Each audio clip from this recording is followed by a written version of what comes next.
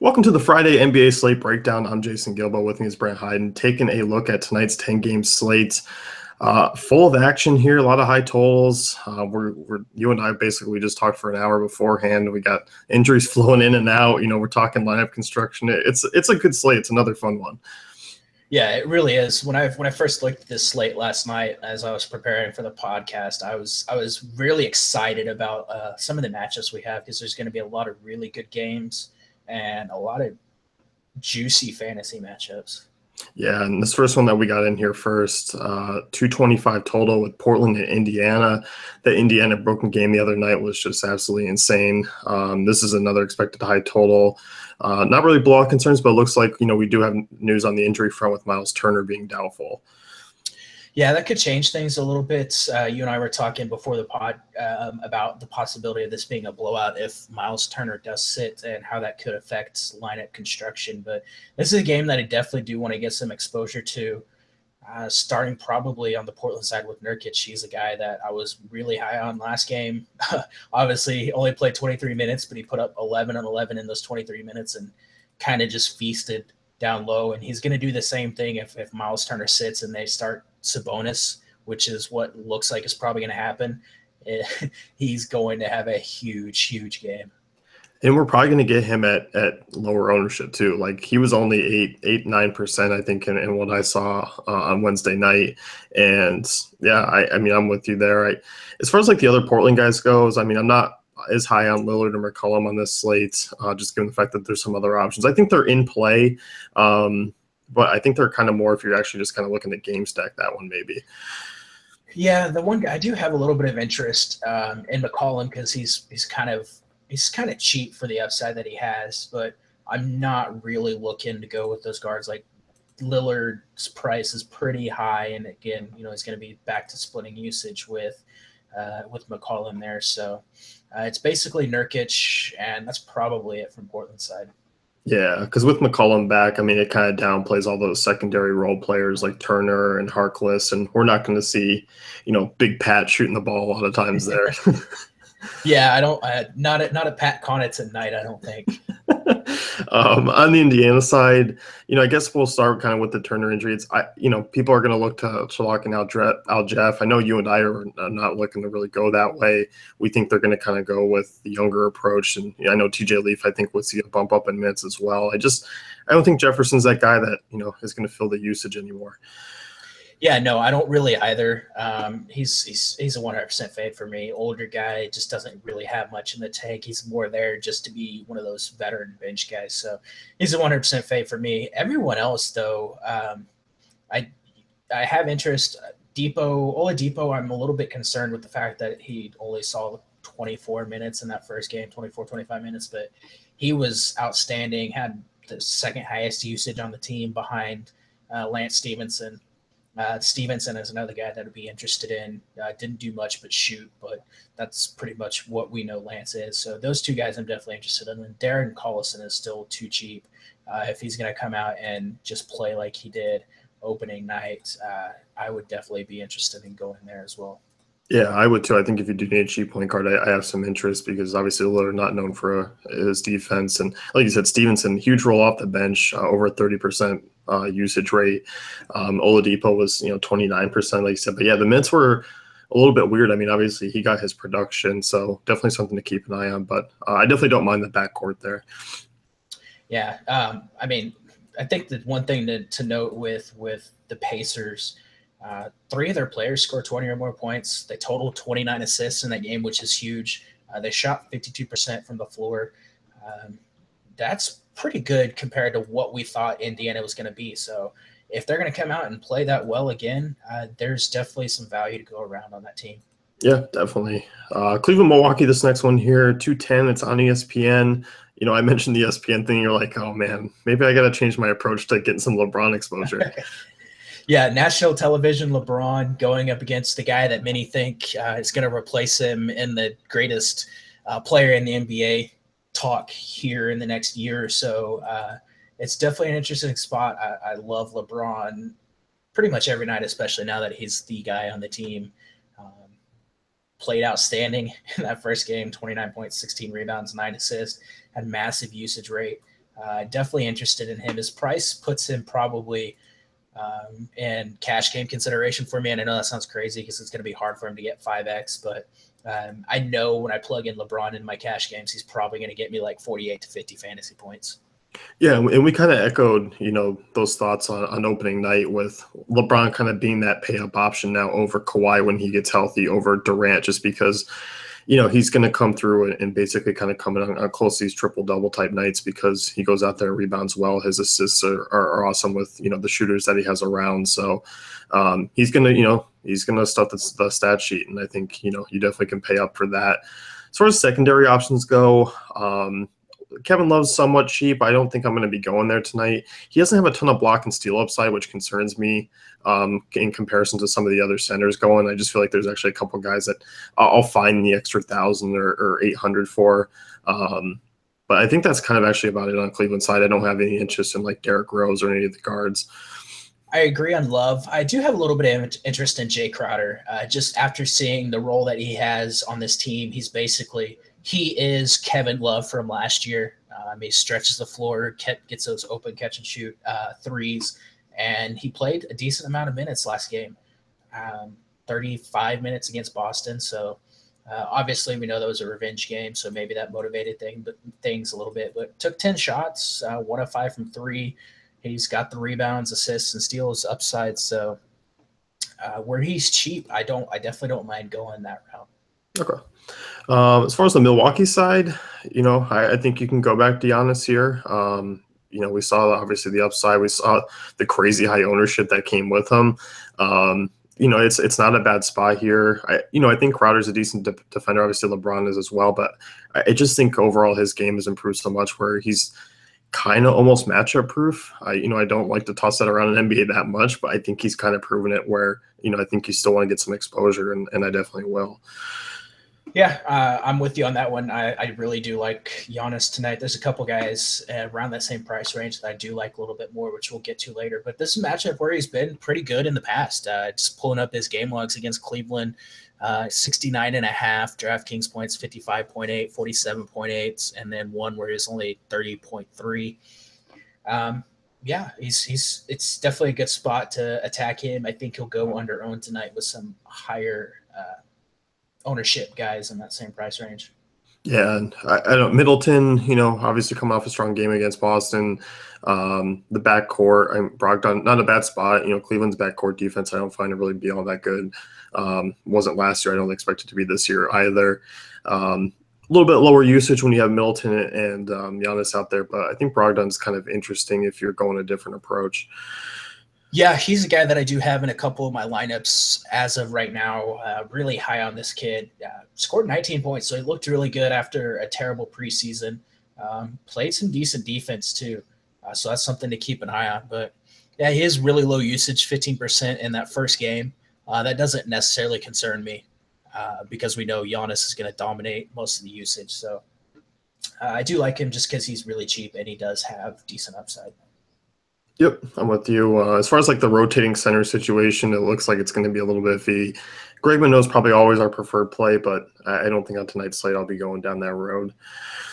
Yeah, I don't really see a reason to go with Monroe or Henson or Thonmaker or any of those guys. Just there's better options to look at.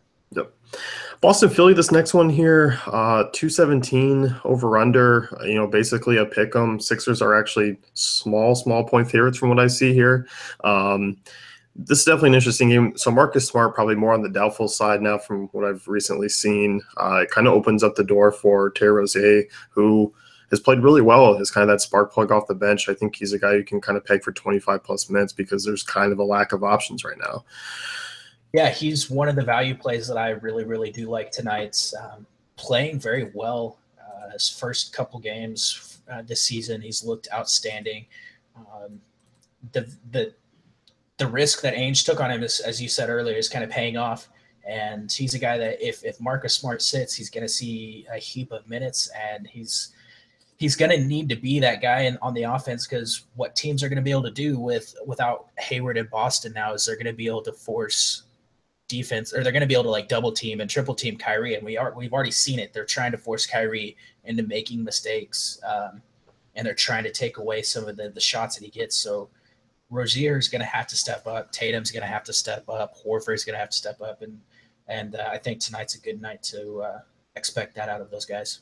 Yeah, I'm with you. And we kind of look at, Tatum and Jaylen Brown, they've kind of been the popular value plays. They're not value plays anymore. Like they bumped up into consideration where we really have to think about them. And, decent spot, but I think there's still cheaper options and probably more consistent options. Yeah, they're not guys that you have to force in your lineup now because they're so cheap that they're just going to be massive chalk and you can't fade them. You don't have to play them tonight if you don't want to. And I'll be honest, I don't really want to. Yeah, I don't either. I mean, I think if you are looking, I don't mind Irving. Horford, I'm not really big on tonight with the other center options, but I think Irving's an interesting play. I'm more kind of intrigued with the backcourt. As far as Philly goes, obviously coming off a pretty big game against Washington, we saw Ben Simmons really thrive. We were talking about him before the show. He just looks really impressive offensively, basically kind of running the show and kind of can spread the ball around. I think that's what's the most impressive thing about him. Yeah, he looked really good. We were talking about him just pushing the pace and moving the ball up the floor and forcing the entire team to push. Even if he didn't have the ball in his hands, he was forcing the entire team to run the floor because he was doing it. He's a guy that I'm really, really interested in, even though his price $7,500 on DraftKings and right around the same thing on FanDuel. I know he's not LeBron and he's not Giannis, but if these big wings are going to continue to dominate Boston, I want to get some exposure to it. And Simmons is a guy that I think could have another huge game against the Celtics tonight. Yeah, I do too. He's kind of one of those guys where if I have the extra cash, I'll definitely be looking to go to him. Small forward, on DK, power forward on FanDuel. So I have no issue going that way. Do have a little bit of issue with some of the other Philly guys. They do have a fairly high total tonight. I kind of want to look for another one to go. Embiid's a little bit expensive for the fact that the mints are just going to be kind of a guessing game, I feel like, this year with him. So I don't know if I'm going to be going like that. You mentioned tournaments, you don't have an issue. I think, I feel generally the same, given that his usage is, 31%. Yeah, he's a guy. It's going to be so tough this season pegging his minutes because – we saw him before the game with a 16-minute limit, and then he comes out and plays 27, 28, and he came out after the game and said his limit is going to be whenever he's tired, he's going to sit. If he's not tired, he's going to play. So we don't know how he's feeling whenever he's in the middle of a game or before a game unless he tells us. So it's going to be tough to really trust him. So GPPs only. Covington looked really great, 7-11 from 3. Don't expect him to be that hot again tonight, but he's a guy that you could probably go with. He's going to be probably pretty popular. Yeah, and when you look at the backcourt, Jared Bayless got the start, played 28 minutes, Fultz only 18 minutes. McConnell actually snuck in there and played a little bit more. We didn't see Nick Stauskas. We did see JJ Redick for over 30 minutes. As far as the backcourt goes, I don't think I have a lot of interest in this spot. I think, because Darren Collison's so cheap, there's a couple other cheap guys. Dennis Smith is still fairly cheap on FanDuel. So, they're kind of a little bit off limits to me right now until something more structurally goes on with minutes. Redick would be my guy just because he's so cheap. But other than that, I'm not going too many other places on this team. Yeah, and the fact that Marcus Smart is out or likely out, that's a big drop in their defense. Yes. Detroit, Washington, 210 total here. Washington home favorites. Washington, obviously, probably a team that I'm not going to have a ton of exposure tonight against a slower paced Detroit team. While not in the greatest of spots for his price, I think Beal's an interesting play if you want to be contrarian in GPPs, because I think the fact that Avery Bradley's there kind of does change things defensively when you do attack Detroit's, backcourt, but I don't mind those two in GPPs. Yeah, I do have a little concern if Stanley Johnson plays, which he's questionable right now. He's got that back strain. We saw Stanley do a decent job on defense last game. I mean, the dude was still in the plus column even though he went 0 from 13 from the floor. So that tells you he was valuable on defense for that team. So I could see him locking down Beal if Bradley's going to be on Wall. And then that's probably going to open up things for Otto Porter or Kelly Oubre if Oubre starts. So that those two guys could be interesting if we think that the two guards are going to be shut down. But I'm just really not looking too much at this Washington side of the game. No, I'm not either. Gortat had a good game last game. I'm not really putting him in the same boat here in this matchup against Drummond. A little bit tougher to grab some boards on. I think there's kind of a concern there. On the Detroit side, Tobias Harris, we can talk about him first. Obviously, just was an absolute stud in that first game. Yeah, he was. He came out just on freaking fire. Scored 27 points, 10 boards, 3 assists last game. He had a 24.6% usage rate, which was really good to see. Guy that was kind of coming off the bench most of the time last year. He's coming in. He's got a little bit of chip on his shoulder.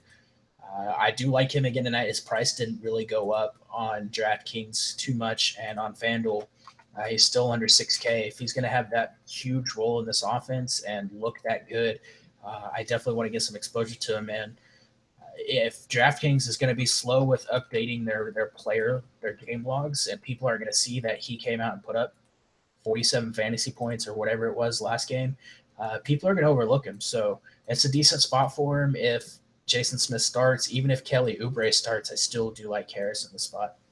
Yeah, I do too. I mean, this is kind of an area where you can attack Washington with over the last few years. So I'm going down that road. I liked Avery Bradley a lot on Wednesday nights. I felt like he was kind of too cheap, and he stayed cheap, obviously, because he didn't have a great game. I don't mind going back to the well there. You're going to get him at lower ownership. I think there's some steal upside too. And the fact that, I do think there's going to be a little bit more of a usage from where he was at in Boston. Yeah, I like that call. Probably not a guy I'm going with in cash games, but he definitely has a decent upside in GPPs. Yeah, no, I definitely think we saw the floor with that last game. Just, Bradley's never been that big scorer where you can kind of rely on, but you got to kind of hope he gets a couple extra peripheral stats to balance it out. Yeah, for sure. So, Atlanta, Charlotte, next one here. One of the lower totals on the night, 202. We can start with this Hawks side who kind of came out in an impressive fashion, I would say, compared to what we kind of expected from them this year. Obviously Dennis Schroeder, sucked up a lot of the usage. It was up over near 35%. Not guy that I'm looking to tonight. We like the other side of that one with Kemba. I don't know if there's a lot of value here with Atlanta. Do you like Prince again? I like him a little bit on FanDuel. They did adjust his price. We were talking about FanDuel's overreaction a little bit early or before the pod. But yeah, he's a guy I would look at on FanDuel. This is a decent spot for him. Still has the block steals upside and rebound upside. So I like him a little bit more there. On DraftKings prices, it's about 5K. So I guess you could go there too. This would be a decent matchup for him. So he's a guy I would look at.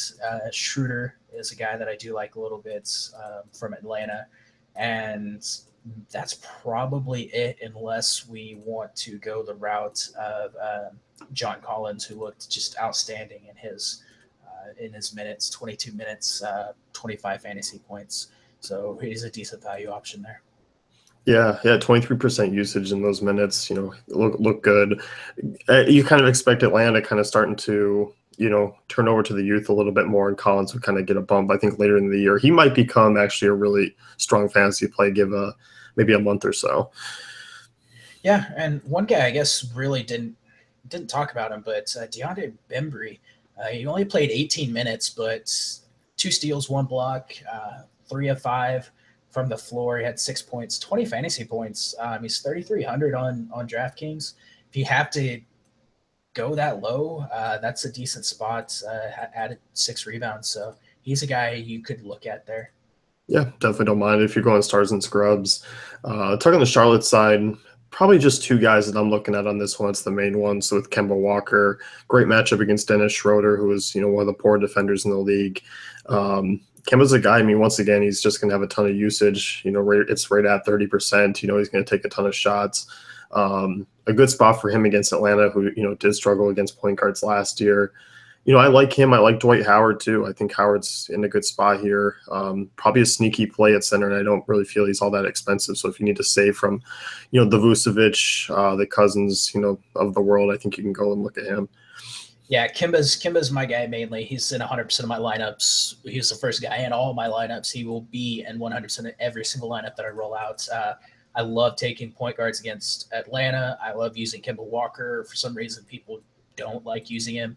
Um, maybe the home road splits crowd will be on him a little bit more tonight because he is at home. But looked great against Detroit. Played 35 minutes, had 24 points, 6 rebounds, 4 assists, and he did match up against Avery Bradley some of that game. So for him to be able to come out of that with a solid performance is um, pretty impressive. So 36 fantasy points opening nights against Atlanta that just got torched by Dennis Smith Jr. I expect Kemba to put up a huge game here.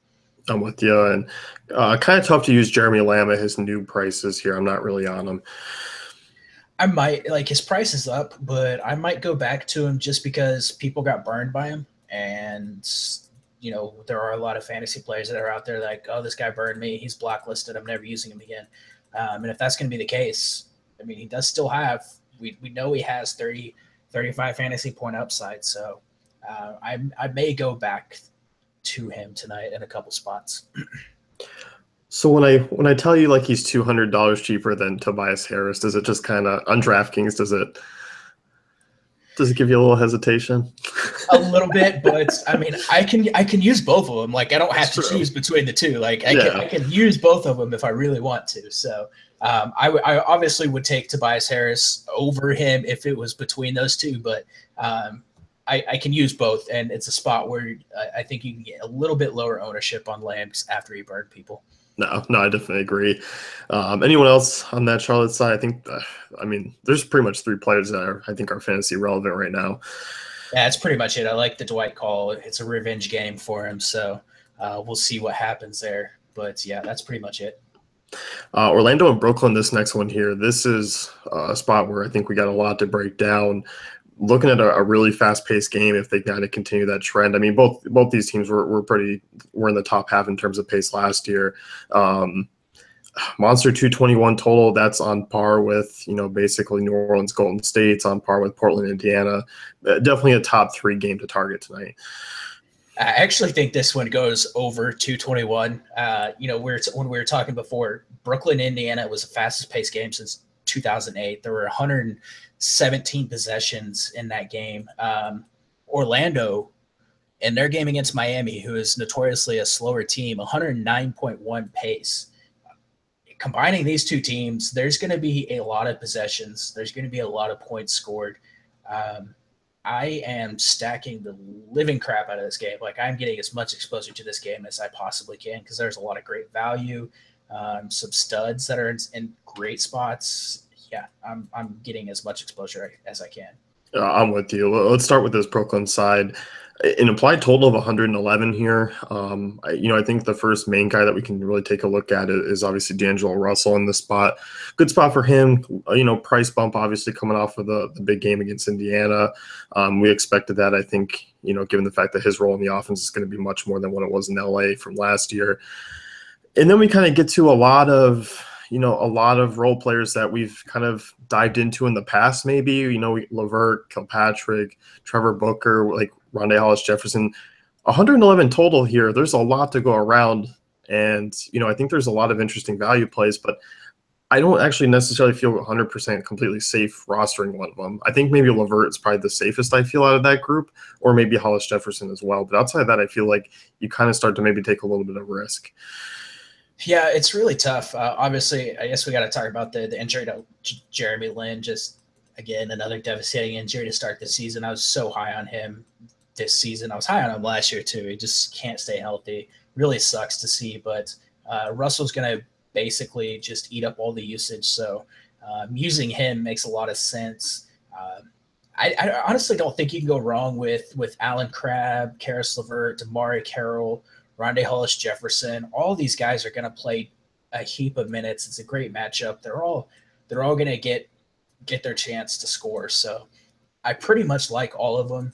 You can just kind of flip a coin between the two. I know that's probably terrible analysis, but I mean, that's basically what you can do. You can just, whichever one fits your lineup, go ahead and use them because the way FanDuel price some of these guys, it's kind of hard to get LeVert, but you can get Alan Crabb pretty easily. But DraftKings, you can pick Karis LeVert, Alan Crabb. The guy that I love the most out of all of them is going to be Trevor Booker coming off the bench. He's the double-doubles guy. I have a feeling there's going to be a lot of points and rebounds to go around on those second units. He's really cheap on DraftKings, 4,700. Looked outstanding in that opening night game. Uh, Yeah. FanDuel, FanDuel 5,400. That's my guy. And then it's probably Alan Crabb for me, where in most spots. Yeah, I think Crab. I mean, I like his price on DK. Or sorry, FanDuel. I think like you said, you mentioned that Lever a little bit more pricey on FanDuel, where he's not as much of a bargain. I guess you still consider a value given the fact that with the big price upgrades for all those guys, like now that's I guess considered value. I don't know how else to put it when guys are in 5 range. Yeah, I like him. I mean, I like Levert. I like Russell a lot. RHJ is in a good spot for me. I don't mind Crab. I think now that you've kind of warmed me up to him, I don't mind him either. I mean, played 26 minutes, had 12 points, 7 rebounds. He's kind of a guy that's just all over the floor. And I feel like he's got something to prove. I mean, he wasn't really used that well in Portland. Got this big contract, and everyone's kind of like, what the heck is Brooklyn doing? So, I don't know. I really do like him. I think this is a great spot for him to come out and look really good. And on the Orlando side, we'll start with Elfrid Payton. Really strong play tonight. You and I both, I mean, think he's probably going to go maybe a little bit overlooked. 5 triple doubles last year, averaged pretty close to a triple double against Brooklyn in a few games. I mean, fast paced game. He just kind of racks up, fantasy points in different ways. One of my favorite point guards on tonight's slate because I like his price. I think it fits well with what I'm trying to do roster construction wise. Yeah, I feel the same way. Like on FanDuel, I feel like using Kimba and Elfrid together. I think that's a great pairing. This is a spot like I would be shocked if he doesn't get a triple double. We talk about him going overlooked. One thing that people look at a lot in daily fantasy is usage rate. And if you look at Elfrid Payton's usage rate from that first game, it's pretty darn low compared to the rest of the team. So I think he's going to go overlooked because a lot of people look at usage rate but don't completely understand the context and how to properly apply it to daily fantasy. But he does so much more on this court other than just handle the ball. I mean, he's going to get you those rebounds. He's going to get you assists. He racks up. He got 3 steals against Miami. So if you're talking on FanDuel, 3 steals, 1 block in that first game, that's extremely valuable. That's 12 fantasy points right there from those 2 peripheral stats. So he's a lock on FanDuel for me. The rest of Orlando, I love Terrence Ross in the spot. He's really cheap. Vucevic is just in an outstanding spot. FanDuel jacked him up to 8,400, but over on DraftKings, he's 7,600. I like him a little bit more there. I like him on Fantasy Draft too. It's just a great spot for him.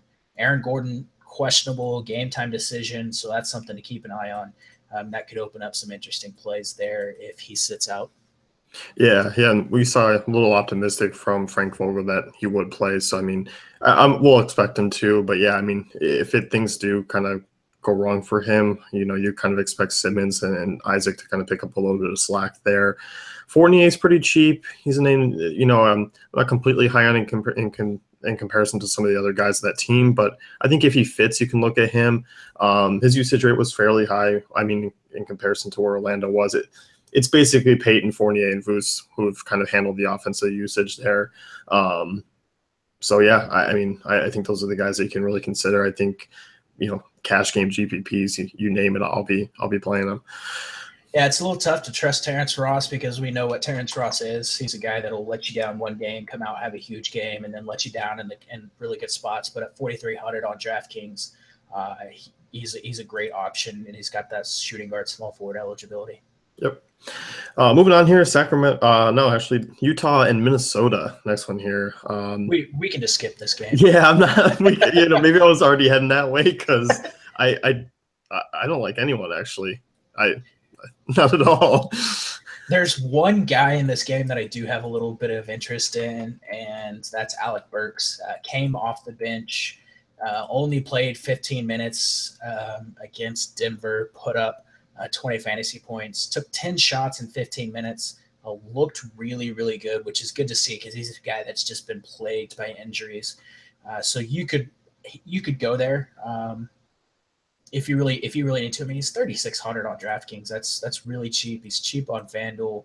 There's not a lot of great options below like 4K at shooting guard on FanDuel. So I don't mind him. And Joe Ingles was interesting. I mean, 32 fantasy points in that first game.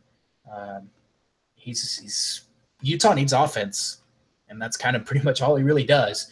So you could look his way at 4,500, but in that price range, I'd rather go with like Crab or like Damari Carroll or someone else. Yeah, no, I'm with you. I think Ingles, I mean, obviously surprised. I'm gonna just quietly walk out the door on my Hood call from the other night because it was not fun. Like you said, I mean, Hood's a guy, he's a lineup ruiner, and I fell for it. And Donovan Mitchell's probably gonna steal some minutes, I think, from some of these guys at some point throughout the year. We've seen him come along, and I think they're gonna rely on him at some point this year. Yeah, I'm going to do a Twitter search after this podcast and see how many times Rodney Hood and gastric distress are mentioned, because I feel like just about every game he's on the bench or going to the locker room or didn't get the start because of gastric distress. Like, I feel like we should be alerted to some sort of condition that he probably has as causing this. There's definitely something, because this is far more than any normal human being should have. Or he's just eating Taco Bell before the game, like every single night. That could be it. Yeah, the trainers need to get on that diet. Yeah. Sacramento, Dallas, next one here, 202. Another kind of lower total game. Probably a little bit more you can look at here in this one. Maybe not. I don't actually have a ton of plays from this one. There's some interesting notes with the Sacramento usage. I know you and I both, mentioned at the beginning when we hopped on that De'Aaron Fox, 33% usage, was very incredible in his first game. Yeah, it really was. And before anyone yells at us for skipping Minnesota side of that Utah game, just not really interested in any of those guys. No. But back to Sacramento, De'Aaron Fox, that usage, like you mentioned, was really high for a guy coming off the bench. A little bit interested in him in this spot because, he's going to match up against another young star rookie and Dennis Smith Jr. So he's definitely someone that you could look at. I don't know. It's kind of tough to trust him, but at 4,500, that's a decent spot. And I don't know. I'm in a wait and see mode with Sacramento to see how Zach Randolph and see the status of Bogdanovich before I really look at anyone else, because the prices like Willie Cauley-Stein. I'm sorry, but I'm not paying over $6,000 for Willie Cauley-Stein going up against Dallas. Yeah, and I think the other notable name that kind of popped out was Buddy Hield at 33 minutes, had 25% usage. Like you said, I think, curious to see when Bogdanovich comes back, if that's going to change things a little bit. Sacramento, they really are one of those teams where we just kind of have to keep an eye on. I think they're going to be a tricky team on a nightly basis, because we're not going to have big, Willie Cauley-Stein nights, every night. We're not going to have these guards that are continuous minute guys. So, tonight, like you said, I think the injury situation we need to keep an eye on. But for the most part, I think it's a big enough slate where I don't need to really go down that road.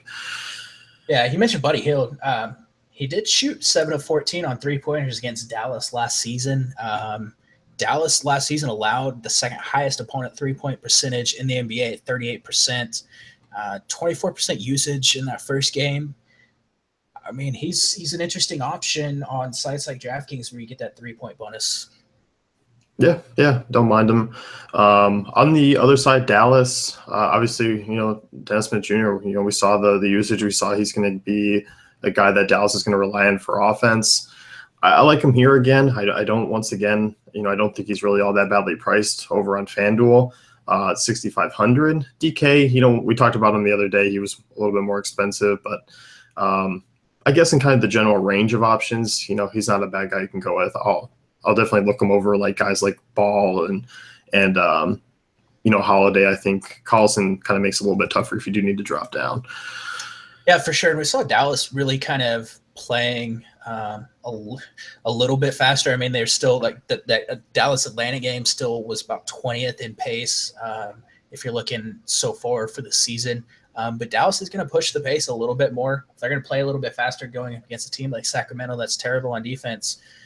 You could see Dennis Smith Jr. really light it up. 16 points, 10 assists in that first game. Pretty high usage rate. It's definitely a good spot for him, and I don't think people are going to go back to him tonight just because of where he falls in price. And people really didn't even use him that much on that first night when it was basically a free square on FanDuel. Yeah, he was super cheap. It was below 5K. And yeah, I mean, he's 20% GPPs. I think he kind of stays around that, which is still not really that high for, I think, his production at that price tag. No, not at all. That's definitely still a good price for the expected production that we're going to see out of him. Yeah. As far as the other guys go, not big into Wesley Matthews. Nerlens Noel put up a good score, but obviously didn't see a ton of minutes. He's built for that FanDuel scoring, but he's priced up into the point where you don't really need to take the chance, I feel, given the fact that he's not going to see probably 25 plus minutes. Dirk, our optimizer actually really likes Dirk tonight for some reason, but I mean, I guess I can see it. He's kind of cheap. Yeah, I'm in the same boat. I mean, that price is it's interesting to look at. I mean, he's 5K on DraftKings. I think he's even cheaper on FanDuel. He's okay, so he's 5,100. I mean, it's spot to use him if you're going to. I mean, he played 24 minutes, 10.6 rebounds. I expect him to be a little bit better tonight. I mean, he's old. It takes these old folks a little bit of time to get up and going through the season. I mean, I'm old. It takes me forever to get up and going. So it's an interesting spot. I don't hate the play. No, I don't either. I think the rest of Dallas is just kind of meh. I think that kind of describes it. Until Seth Curry comes back, I don't really have a lot of interest in anyone else from Dallas. Right. Golden State, New Orleans, this next one here, 221 total. A lot of stars in this one, a lot of potential in New Orleans. Let's start with the New Orleans side, actually, because we kind of got some decisions to make with Boogie and Anthony Davis, because I think there's obviously a lot of potential for these two to go off. Yeah, both of these guys are going to go off tonight. It's going to happen. The biggest issue is deciding which of the two that you want to use. DraftKings and FanDuel, it's kind of tough to get both. Fantasy draft, you can get both if you really want to. I think on FanDuel, the decision's a little bit easier because Anthony Davis is power forward, Cousins is center, and there's a lot of really, really great lower-priced centers. So FanDuel, I think the right play is Anthony Davis, and you just hope he doesn't get injured, which you basically have like a 50-50 chance of coming out okay in that proposition. DraftKings, I think Cousins is probably the way to go. Both looked outstanding in that opening game. All the usage is concentrated on those two. All the rebounding and scoring, everything goes through those two. They're basically the point guards on that team. So those are the two guys I'm looking at from here if we're talking higher price players. I'm with you. Yeah. I mean, a 70% usage rate basically between the two of them is just insane. Cousins had that monster, 7 blocks, which obviously on FanDuel's 21 points. It's just, it's outrageous. And, the potential is really there for both of them. I think there's enough value where, you can definitely sneak one of them or two of them if you want to go that route, with some other superstars. So I like them. They're tough fades, I think, for me tonight. I feel uncomfortable when my lineups don't have one of those two. On the other side, though, I guess you want to take any more Pelicans? The only one that I think is of mention, and this is basically just a DraftKings play, is Etuan Moore. And before people throw up in their mouth because I mentioned Etuan Moore, just hear me out for a second. He's a guy who's basically – the Pelicans need shooters outside of Cousins and Davis because of the way that they run their offense. That's why they were going to run Jrue Holiday at the 2 with Rondo as the point guard. Now that Holiday has to go back to being the point guard, they need a shooting guard that can shoot. He got up 11 shots against Memphis. His game's got to play a lot faster. There's going to be more shots for him to go around. It's 3,700. If you need to punt, there's your guy right there. I would expect he probably gets you 12, 14 shots. If he can hit 6, 7 of those, get you a couple assists and a couple rebounds, he's going to get you 22, 24 DraftKings points, which is perfectly fine at 3,700. Yeah, and at this rate, they are going to need one of those secondary scorers to pick something up in this type of game. So, yeah. On the Golden State side, Draymond Green's probable for tonight's game. I was kind of maybe hoping to be out. It'd make things a little bit easier if he sat out because I think we could focus more of our attention on Durant or Curry or Thompson. I'm enamored with Curry, I think, tonight more than I should be on DraftKings, given the fact that he's somewhat cheaper. I feel like he's below 9K. He's got shooting guard eligibility. You don't have to use a point guard spot on him. And for some reason, he's really good history against New Orleans, and that's not because he just torches New Orleans for the fun of it. They just are not good against point guards. 24th in defensive efficiency against them last year. I like him. The usage was high. Obviously, he had a little bit of trouble staying in the game. He only played 29 minutes in that opener. Didn't look really completely on shot-wise, but you know what? I think there's still a lot of potential for him to basically drop 30-plus tonight. Yeah, it's a great spot for him. A little bit tougher to get in on FanDuel, but that shooting guard eligibility on DraftKings, I don't know what they're doing with heading him at shooting guard. I'm going to be thankful that they did it, but I'm going to sit here and call them idiots because they did it. It's a great spot for him. I mean, 51 fantasy points is what he averaged against the Pelicans last season. Just not good on defense. People keep on saying Jrue Holiday is a good defender. I just don't see it. I like him. I don't think people are going to use him tonight, just because the way lineup construction is going to shake out. It's going to be a tough call between using him and Alfred or him and Kimba or someone like that. But I do like that call. And Draymond Green, it did come out just a few minutes ago that he will, in fact, play tonight for sure. Yeah, so I mean that's one guy. Green is a guy I don't mind going back to. In this type of matchup, one of those high scoring games, ball's gonna be flying all over the place. I mean, he's just, he's kind of that guy, triple double upside in this type of spot. With the assists and stuff, and you just kind of hope that the defensive stats weren't really there last game, but I think in this type of game they will be. Yeah, it's just a great spot for him. I definitely do like him, especially on FanDuel. I think he didn't get any blocks or steals last game, and that's very un-Draymond-like, and he still put up 40 fantasy points on FanDuel. This is a spot where I'm definitely willing to go back to the well there if I'm going to fade Davis or another high-priced guy. Yeah, and I know Iguodala is due back tonight as well. I think that kind of downgrades some of the bench guys like Nick Young. I don't see Nick Young kind of getting into that 25-minute range tonight where, he was fun when he was knocking down 6 in a row or whatever it was, 5 in a row and going off. I don't think we kind of get that out of Young tonight. We say that now, and then tomorrow or Monday or whatever, next time we record, we're going to be like, man, Nick Young torched the Pelicans for 30 points in 15 minutes. Don't do this. Don't do this to me.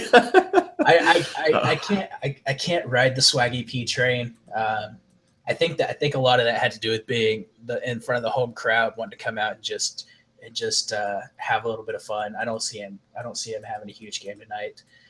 Now he's gonna watch our show, and he's gonna see that, and he's gonna come out and be like, I'm gonna prove those guys wrong. Man, now that I'm thinking about it, it's like, don't use Nick Young. He's going to play 15 minutes. And like you said, yeah, he's going to come out there and just knock in 7 threes. And yeah, we're screwed.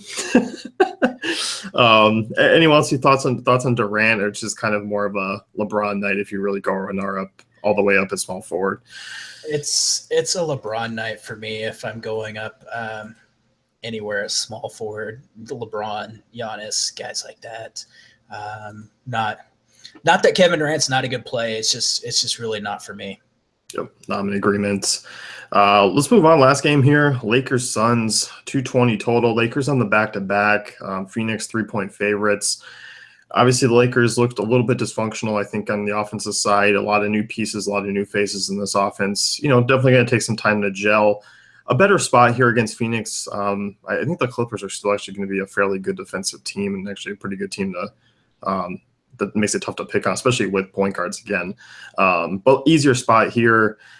I like some of the Lakers' value. Larry Nance is really cheap. I liked what I saw last night. He was flying around. He's going to get those rebounds and stuff that Brook Lopez will just never get. Pretty much. I just have to say, Phoenix lost their opening game by 150 points, and they are favored in this game.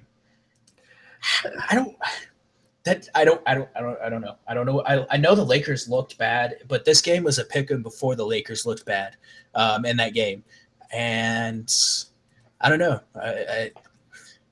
If I were in Vegas right now, I would probably be betting on this game. I feel like this is a spot where the Lakers could actually come out and probably upset the Suns. in this spot. But yeah, Larry Nance, he's the guy for me. Larry Nance and Jordan Clarkson are the two guys that I'm really, really looking at. Clarkson came in, didn't play a lot of minutes. Some of that probably blowout because of the blowout, but jacked up like 16 shots or something like that in 22 minutes and looked pretty solid. So he's the guy that I'm really looking at. 4,400 DraftKings, 4,700 FanDuel. Great cheap option there. And then again, Larry Nance is the other guy. Yeah, I like the options on this team, just in terms of a value. Since, like you said, they kind of are like what the Celtics were to me, a day or two ago, where I can kind of plug them in and do some different things with the rest of my guys, even if they are. I don't think they'll be really overused in terms of ownership. I think people will know about them and probably plug them in for value. Lonzo Ball, it's just, I'm kind of curious to see. It's not really the problem with him. I feel like, I know last night was a tougher matchup against Beverly. I think it's the guys around him. I don't know if he's going to be in a spot where we see really that upside.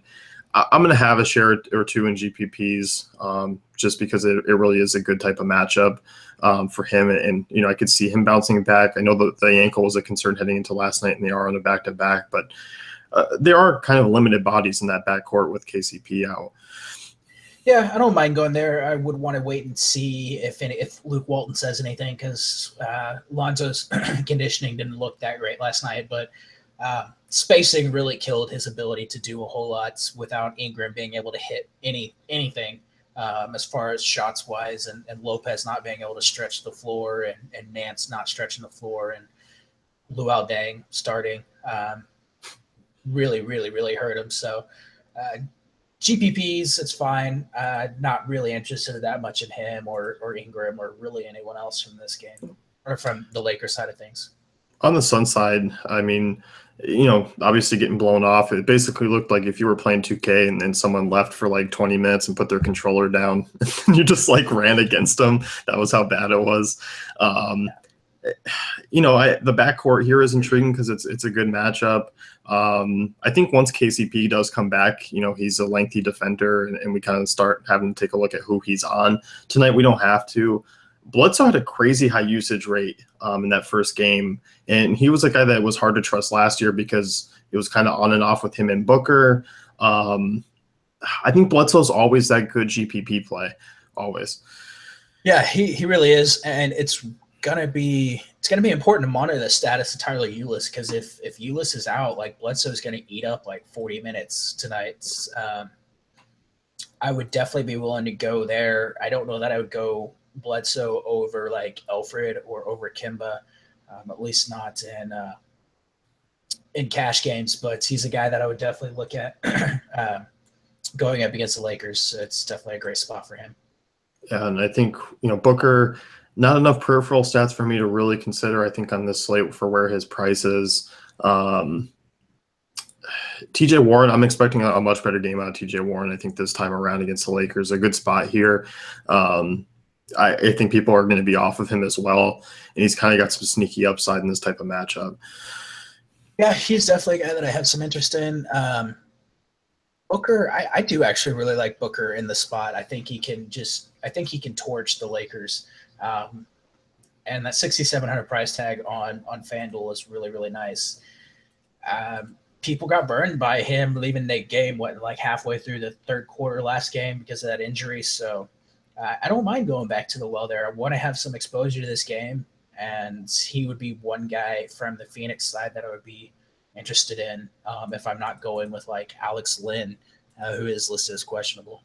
Yeah, we were talking about Len before the show, kind of hoping that he could bounce in because he's a guy we expect when he gets back and fully healthy, he can sneak back into this rotation. And Len's always been a great fantasy points per minute player. I mean, minutes have been what's volatile with him and in this offense. So I like him. Good spot for him. Lakers are going to be bad against centers. We kind of knew that already. Yeah, they gave up a lot of rebounds to the Clippers. So. It's definitely something to keep an eye on. And it looks like going back to that Utah game, Raul Neto is going to play, so that might take Alec Burks out of punt consideration. Yeah, definitely a couple more guards to go around in terms of that rotation. So, That's it for us. Maybe we'll end it here with the usual. Who scores the most fantasy points tonight? It's so tough. I'm going to go with Anthony Cousins scores the most fantasy points tonight. I was hoping you'd say one of them so I could say the other. DeMarcus Davis is going to be my pick. Oh, man. All right. Yeah, I'll take Anthony Cousins then. So I think we're pretty clear that one of those guys is just going to be an absolute beast in fantasy tonight. Yeah, pretty much. So that's going to wrap it up for us. You can head to NordDayFantasyCafe.com, check out our great tools and content, and good luck. Good luck tonight.